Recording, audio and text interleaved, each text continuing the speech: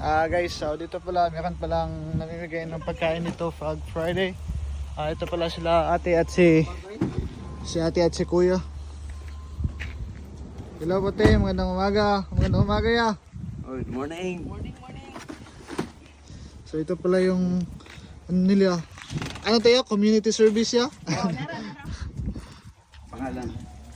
Ito pala yung ano nila, community service nila. 12 baskets outreach.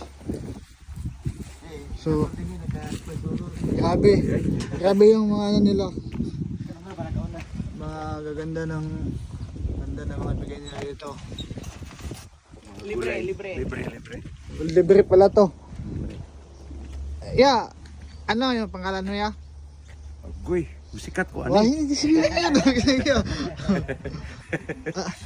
Ano yung pangalan mo ya? Kuya Joel Joel. Gonzalez. Yeah. Tagasan ka. Yeah. Originally Davao. Ikaw ate. Ruth. Ruth, bakit pala naisipan yung ano to? May sahod ba kayo nito pag Wala, volunteers. volunteers na talaga? Yeah, gusto namin makatulong.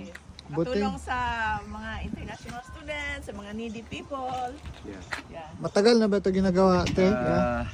Since ang 12 basket is 2017. 2017.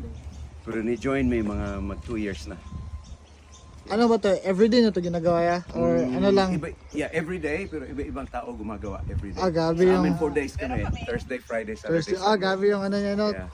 Sulit lang kayo, yung pagtulong na sa mga Mga estudyante. mga estudyante. So, ito pala yung mga ano nito, magpili ka lang nito, walang bayad kahit piso. Grabe. Yeah, wala.